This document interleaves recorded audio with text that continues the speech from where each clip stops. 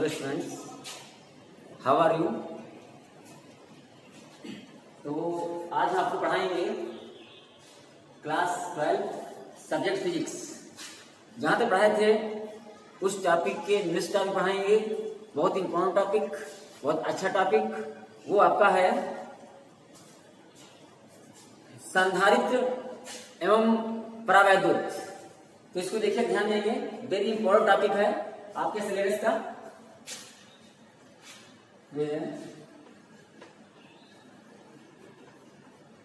संधारित्र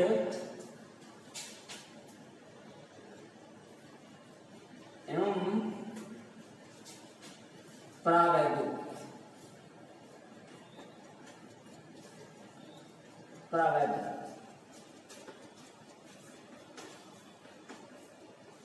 तो इसको पढ़ने के पहले आप देखेंगे जो इसके पहले की बातें यूज होती हैं वो देख लेंगे। देखिए, पहले आपने पढ़ा है कि चालक की धारिता, ये आपने पढ़ा होगा कि Q बराबर CV, Q बराबर CV। और पढ़ा है चालक में संचित ऊर्जा का व्यंजक U बराबर हाफ CV²। ध्यान दें बच्चों, यहां पर संधारित्र पहले देखेंगे, फिर परावैद्युत पदार्थ देखेंगे ये क्या होते हैं। जैसा कि आप जानते हैं कि जो विलगित चालक होता है, सिंगल चालक होता है, उसकी धारिता बहुत कम होती है। मीन्स आवेश धारण करने की क्षमता उसकी कम होती है।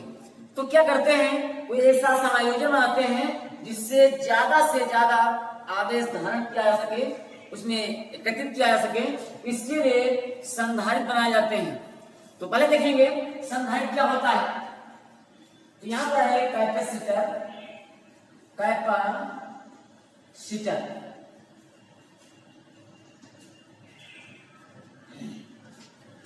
ये कैपेसिटर क्या होते हैं, ध्यान दीजिएगा। दो या दो से अधिक कह सकते हैं, या दो चालकों का ऐसा समायोजन जिनके चालकों के आकार में बिना वृद्धि किए, उनके आकार को बिना बढ़ाए अधिक से अधिक मात्रा में आवेश संचित किया जाता है, संधारित्र कहलाते हैं। इनका प्रतीक जो होता है इस टाइप से होता है। प्रतीक ये होता है संधारित्र का। तो इस तरह से संधारित्र करते हैं। इनका यूज जो देखा होगा, जो आपका फैन होता है उसमें कंडेंसर के रूप में किया जाता है। ये क्या करता है, कैपेसिटर का मुख्य कार्य होता है क्षणिक ऊर्जा को लेना और क्षणिक ऊर्जा को प्रदान करना। जब फैन को चलना होता है तो स्टार्टिंग में उसको ज्यादा ऊर्जा चाहिए, वो ऊर्जा जो है कैपेसिटर कंडेंसर से प्राप्त होती है और वो गति करने लगता है। तब इसका आकार समाप्त हो जाता है। इस बात से जो मोबाइल में फ्लैश लाइट होती है उसमें इसका प्रयोग किया जाता है। तो आप देखेंगे कि ऐसा क्यों होता है, वाई, आखिर ऊर्जा कैसे ज्यादा संचित होती है, आवेश ज्यादा कैसे संचित होता है, इसका रीजन क्या है। इस संधारित्र का प्रिंसिपल क्या होता है, सिद्धांत देखेंगे आप। सिद्धांत ध्यान से समझेंगे।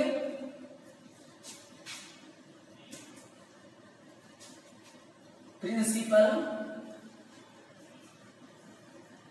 क्या सिद्धांत होता है, हमने आपको बताया जब विलगित चालक होता है, में मान लिया जाए कि अकेला एक चालक है जिसको हम Q आवेश देते हैं, प्लस का Q आवेश देते हैं। तो इसकी यहां से देखेंगे आप, Q और CV होता है, आवेश Q है, CV है, अर्थात यदि इसको कांस्टेंट कर दिया जाए, इस चीज को कांस्टेंट कर दिया जाए, यानी C बराबर हो जाएगा Q/V। यहां पर C जो है V के क्या है, व्युत्क्रमानुपाती है। मीन्स V जब घटेगा तो C बढ़ेगा, V जब बढ़ेगा तो C घटेगा। यहां से क्या करते हैं, इसमें हम पेंसिल में एक सिंगल प्लेट लेते हैं, उसको माना A, ये प्लेट A है, इसको Q आवेश देते हैं, तो इसमें जो धारता C बराबर Q मान दिया जाएगी, तो इसकी धारता C बराबर Q मान भी हो जाएगी। एक दूसरी प्लेट लेते हैं जो हम इसके पास रखते हैं, कैसी होती है, वो उदासीन होती है, यानी निरावेशित, कोई आवेश नहीं होता है, ये प्लेट भी होती है। क्या करते हैं, जब इस प्लेट को इसके पास लाते हैं, प्लेट बी को प्लेट ए के पास लाते हैं, तो प्रेरण के कारण इस पर क्या होता है, ये धन आवेश है, इस पर जो है ऋण आवेश, क्योंकि धन और ऋण आवेश में अट्रैक्शन होता है, तो ऋण आवेश इस प्लेट के इस सतह पर आ जाता है और धन आवेश इस प्लेट के उस सतह पर आ जाता है। तो यहां पर ध्यान देंगे आप इस बात का कि अब इस समय जब इसका आवेश क्यों दिया था, तो उसकी धारता जो थी क्या C का Q मान V थी, तब यहां पर V का मान क्या होगा, V का मान होगा Q मान C, Q मान C। यहां से ध्यान देंगे इसका नेट विभव था V, कितना था, नेट विभव था V। अब देखेंगे कि इस पर नेट विभव इस प्लेट के कारण क्या होगा, क्योंकि इस प्लेट पर दो आवेश हैं, ऋण आवेश और धन आवेश। इस पर फुल आवेश क्यों था, प्लस का था, वो ऋण आयनों को अपनी ओर, इलेक्ट्रॉन को अपनी खींचेगा, धन आवेश के पास आएगा, ऋण आवेश के पास आएगा, धन आवेश बाहर से निकल जाएगा। यहां देखते हैं कि यहां पर मान लेते हैं इस ऋणावेश के कारण जो विभव है वो है V1। यहां मान लेते हैं कि माना ऋण निगेटिव आवेश के कारण विभव जो है वो B निगेटिव एंड धन आवेश के कारण एंड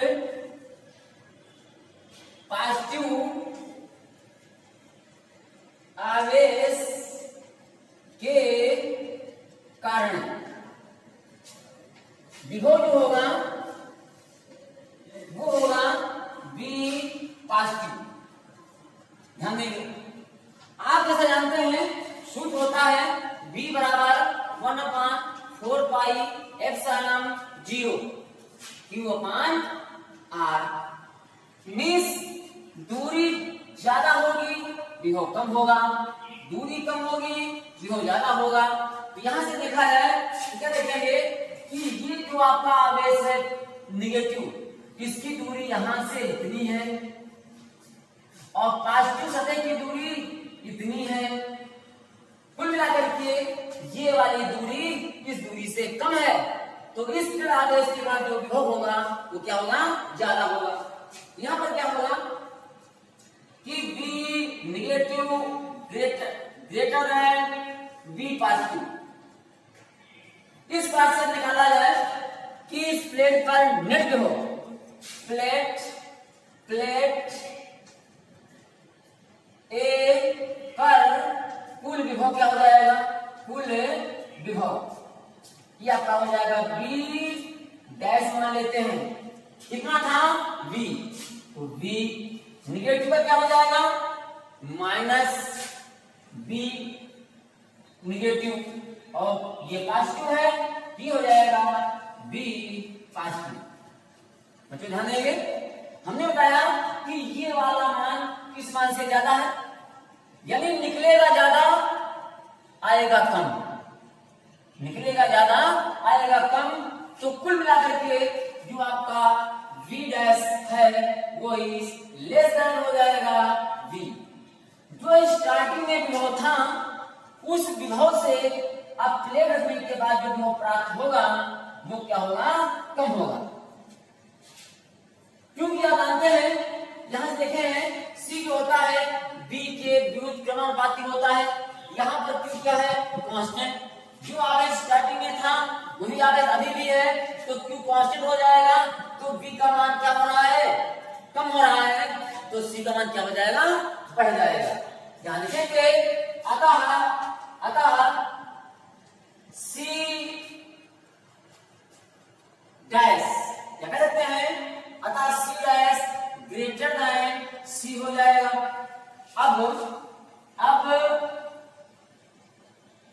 अब क्या है? धारता क्या हो जाएगी? बढ़ जाएगी। अब धारता बढ़ जाएगी। इसी बात से अब तो कुछ बड़ी है, लेकिन क्या करते हैं, जब हम दूसरी प्लेट बी को भूमि से संपर्कित कर देते हैं, पृथ्वी से जोड़ देते हैं, तो क्या होता है? इस कंडीशन में ये पॉजिटिव आवेश भूमि में चला जाता है। जब भूमि में चला जाता है तो ध्यान दीजिएगा, ये पॉजिटिव क्या हो जाएगा? गायब हो जाएगा, ये कैंसिल हो जाएगा, समाप्त हो जाएगा। इस कंडीशन में जो बी डबल डैश आएगा, इस स्थिति में कि जब बी प्लेट को भूमि से संपर्कित कर देते हैं,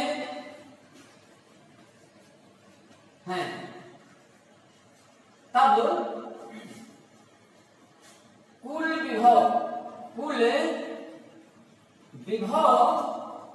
V double dash is less than V single dash. यानी कि डैश का मान जब जोड़ देते हैं संधारित्र बन जाता है। इस प्रकार से आपका संधारित्र बन जाता है, तब क्या हो जाता है? टोटल विभव जो हो जाता है वो कुल विभव का काफी कम हो जाता है, कम हो जाता है।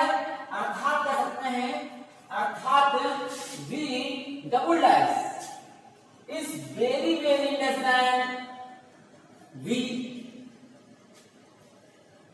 अब संधारित्र की धारिता काफी बढ़ जाती है,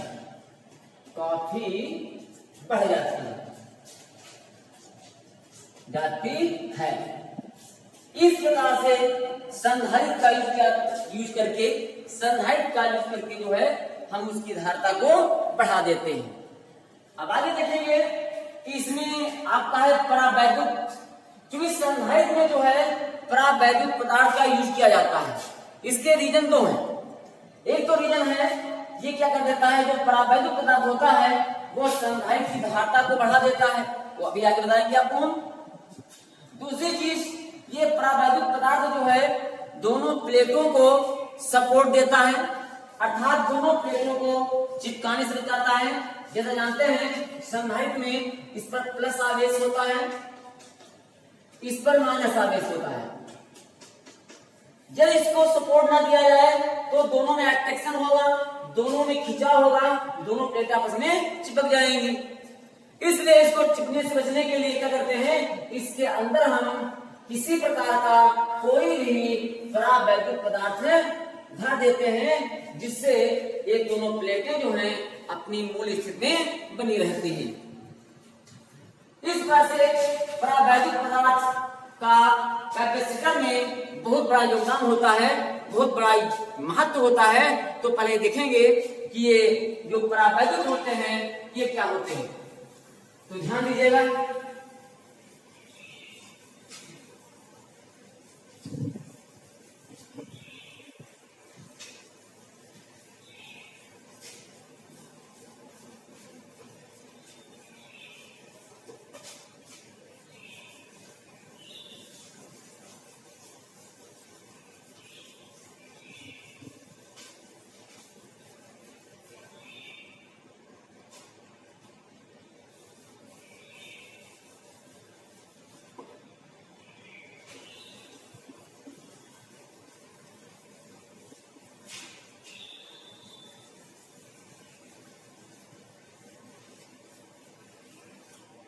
हाँ, जो ध्यान दीजिएगा, ये है अपना डाई इलेक्ट्रिक्स मीन्स परावैद्युत।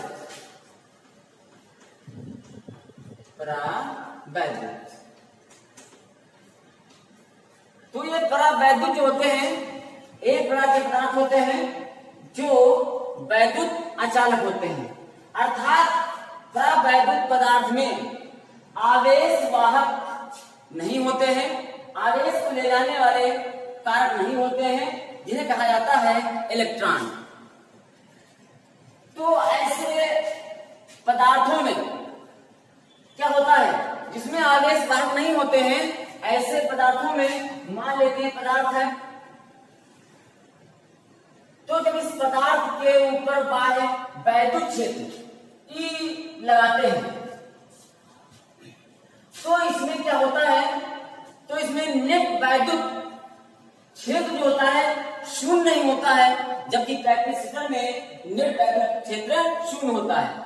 लेकिन इसमें जो होता है परावैद्युत पदार्थ में नेट वैद्युत क्षेत्र शून्य नहीं होता है, जिससे क्या होता है, इसकी धारता बढ़ जाती है। इसमें वैद्युत करते लगता है, एक बल निर्भर करता है, आपने पढ़ा है E बराबर, या पढ़ा है हमने F बराबर E इंटू Q। इस डायरेक्शन में इस पर निगेटिव आवेश आता है वैद्युत क्षेत्र के कारण, इस पर पॉजिटिव, तो इधर लगता है E Q, इस पर एक इंड्यूस फोर्स लगता है, बल लगता है, वो इस डायरेक्शन में लगता है, होता है E Q। ये निगेटिव होता है, पॉजिटिव होता है, लेकिन इसमें नेट जो फोर्स होता है आपका F जो लगता है वो शून्य नहीं होता है। उसी के कारण जो है इसकी जो कैपेसिटर है या धारता है, कैपेसिटेंस है, वो बढ़ जाती है। तो यहां से ध्यान देंगे, ये परावैद्युत प्रकार होते हैं जिनके यूज करने से किसी भी संधारित्र की धारणा पढ़ाई जा सकती है। एक तो कैपेसिटर के प्लेट के ऊपर ही किसी चालक का लेप करने से ये कैपेसिटर बन जाता है। मान लेते हैं पदार्थ है, अब इसके दोनों सतहों पर, दोनों साइडों पर किसी चालक पदार्थ का लेप कर देते हैं, जिससे जो है ये आपका कैपेसिटर तैयार हो जाता है। यहाँ पर डाई इलेक्ट्रिक्स होता है, परावैद्युत होता है, तो इसमें पढ़ेंगे आप, इसी के अंतर्गत पढ़ेंगे। सबसे पहले वो होता है परावैद्युत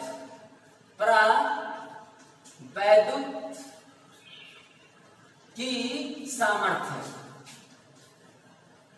परावैद्युत की सामर्थ्य।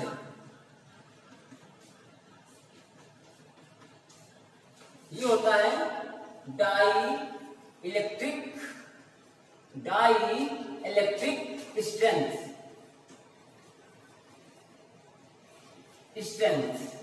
ध्यान दीजिएगा, क्योंकि ये जो परावैद्युत होता है एक पदार्थ होता है, अब पदार्थ का जब फोर्स ज्यादा लगाया जाता है तो टूट भी जाता है। उसी के आधार पर ये परावैद्युत की सामर्थ्य प्राप्त होती है। तो ये क्या होती है कि वो अधिकतम, क्या होता है ना,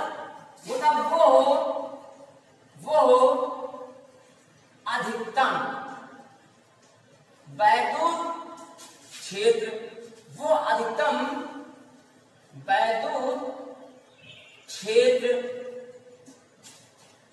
जिस पर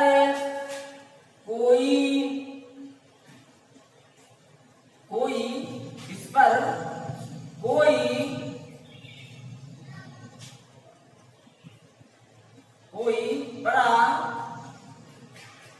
वैद्युत पदार्थ बिना भंजन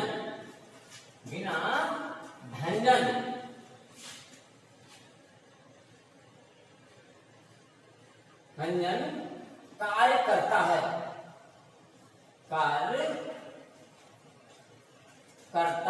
है, वो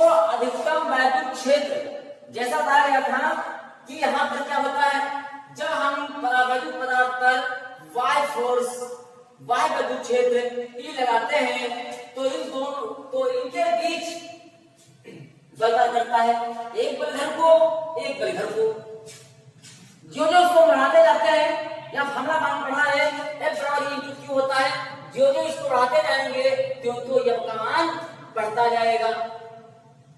शॉर्ट लगाएंगे, मान लिया जाए ऐसे ऐसे एक फोर्स इधर लगता है एक इधर लगता है ऐसे, लेकिन आप कहेंगे यहाँ 100 न्यूटन का उधर 100 न्यूटन का बल लगा रहे हैं, तो आप तो कहेंगे नेट बल तो शून्य है, लेकिन ऐसा नहीं है, ये बल बढ़ता जाता है। जो जितना बल बढ़ाते जाएंगे तो यहाँ पर तकलीफ होती है ना। तो इसी तरह से बल होता है, बढ़ता जाता है। तो एक समय ऐसा आता है कि दोनों बल ज्यादा हो जाता है, ई का मान बढ़ जाता है, दोनों बल बढ़ जाते हैं तो ये टूट जाता है। जिस कंडीशन पर, जिस विद्युत छेद पर ये पदार्थ टूटने लगता है, बिल्कुल टूटने लगता है, वो कहलाता है, वही जो वैद्युत क्षेत्र होती है कहलाती है परावैद्युत की सामर्थ्य। कार्य करता है पदार्थ का परावैद्युत की सामर्थ्य, परावैद्युत की सामर्थ्य कहलाती है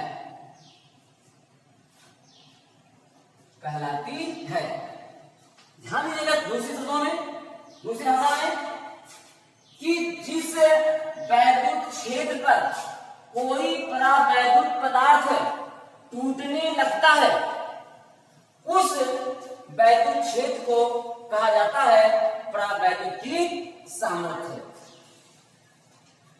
समझ आया कि जब इसका वैद्युत क्षेत्र लगाते हैं, इन दोनों के मध्य दो बल कार्य करने लगते हैं। जो इसका मान बढ़ाते जाते हैं, जब के मान बढ़ते जाते हैं, एक स्थिति ऐसी आती है कि ये वैद्युत पदार्थ टूटने लगता है। इस अवस्था पर, इस स्थिति में जो हम वैद्युत क्षेत्र इस्तेमाल करते हैं, योग करते हैं, वो कहलाता है परावैद्युत की सामर्थ्य। इसके बाद ये फर्स्ट हेडिंग है, और दूसरी हेडिंग जो आपकी है वो है भंजन विभवांतर। बहुत इंपॉर्टेंट चीज है बेटा, बहुत इंपॉर्टेंट चीज है भंजन विभवांतर।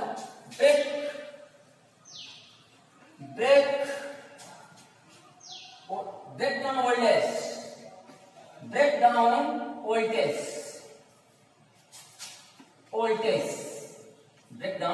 वोल्टेज ध्यान देंगे।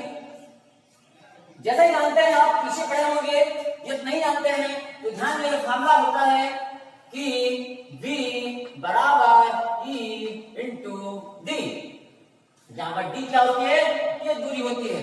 जिस बिंदु पर आपको V का मान निकालना होता है तो उस बिंदु तक की दूरी होती है।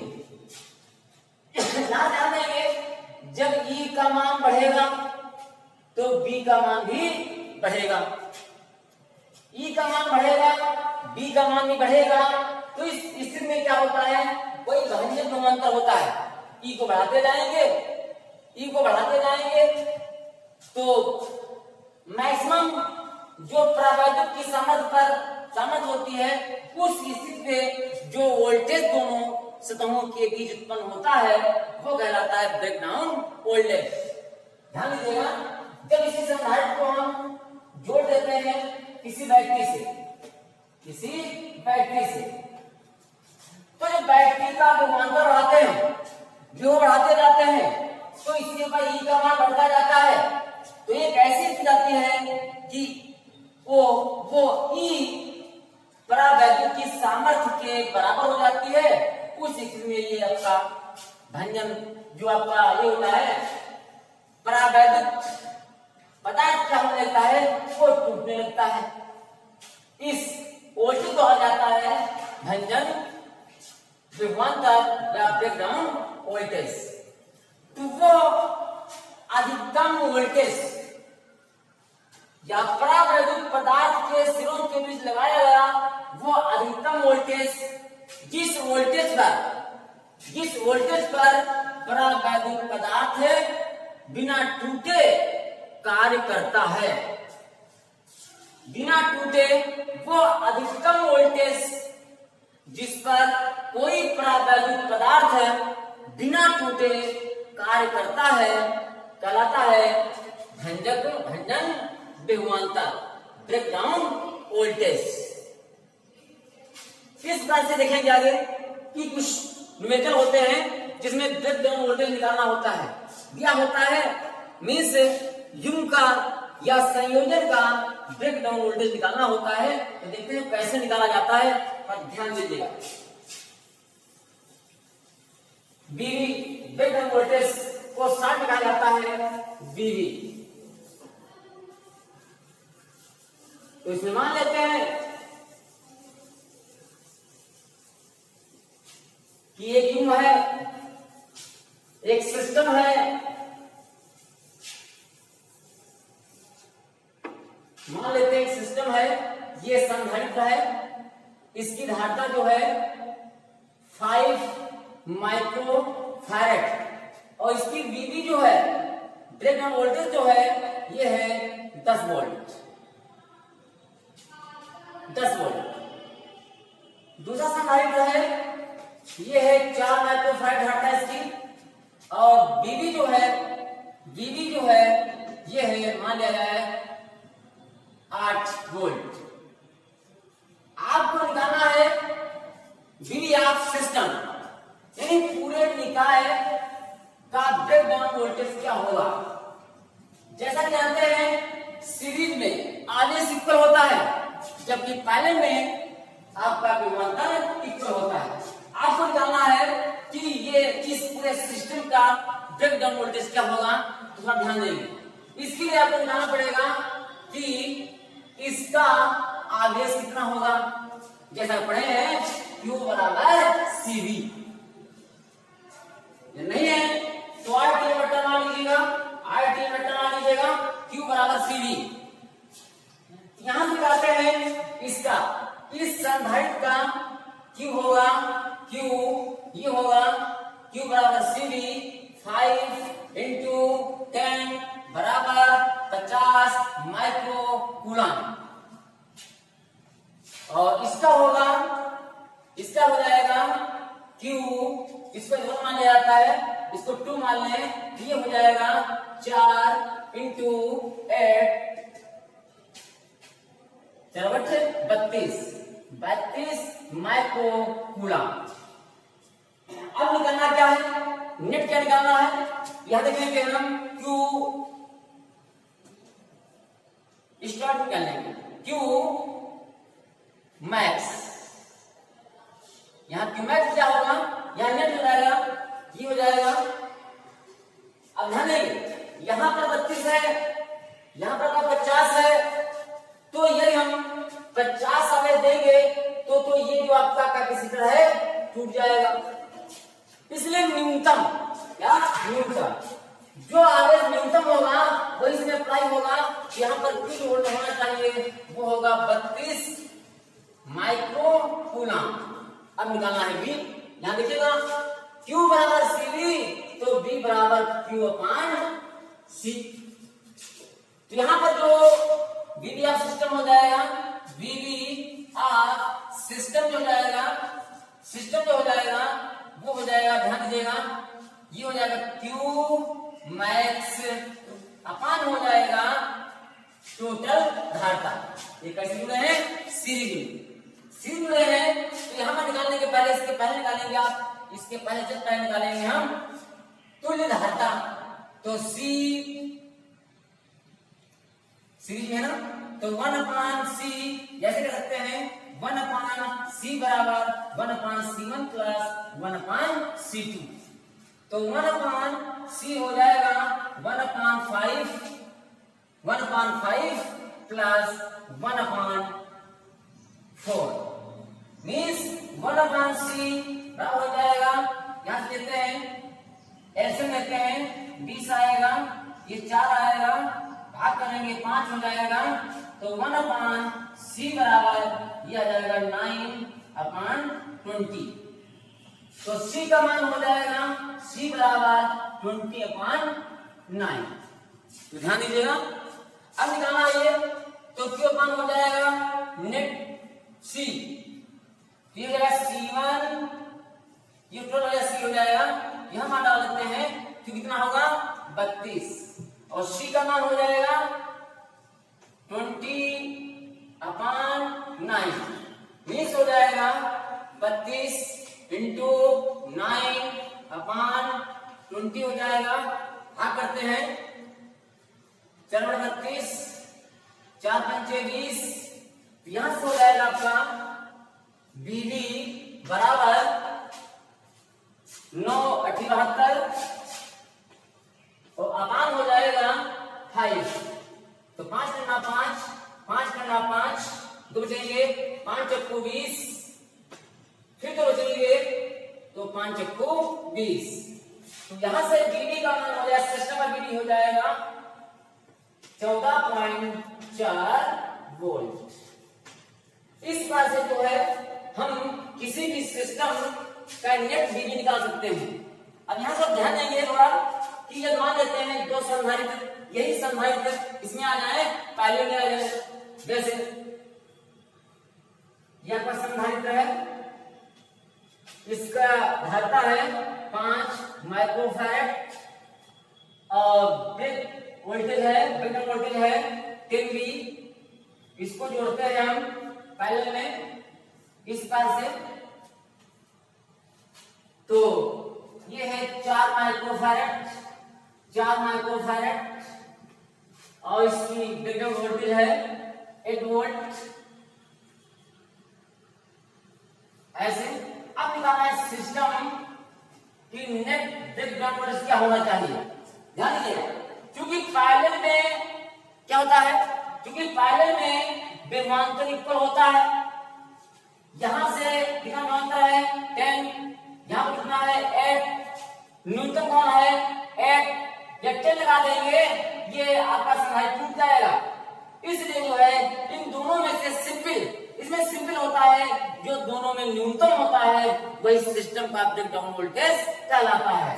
अतः सीख नहीं गया, अतः बी ऑफ सिस्टम ये आपका हो जाएगा 8 वोल्ट। इस पर से जो है आप निकालेंगे किसी भी सिस्टम का ब्रेकडाउन वोल्टेज, पहले में है इस हिसाब से दोनों में जो छोटा होगा न्यूनतम होगा, मिनिमम होगा, वो हो जाएगा। और यह सीरीज में है तो आपको इस प्रकार से क्यू निकालना पड़ेगा। सीरीज में, क्योंकि सीरीज में आपका आवेश ऊपर होता है, तो इतने से आवेश यहाँ पर 50 माइक्रोकूलम या 32 माइक्रोकूलम, यदि 32 से ज्यादा उसमें आवेश प्रयोग किया जाएगा तो आपका सेकंड वाला कैपेसिटर जो है टूट जाएगा। इसलिए ज्यादा से ज्यादा कितना 32 माइक्रोकूलम आवेश प्रवाहित किया जा सकता है। तो क्यों निकालेंगे, मैक्स क्यों निकालेंगे, फिर टोटल सी डाल देंगे, इस बात से आपका बी बराबर q/c से ब्रेकडाउन वोल्टेज आ जाएगा।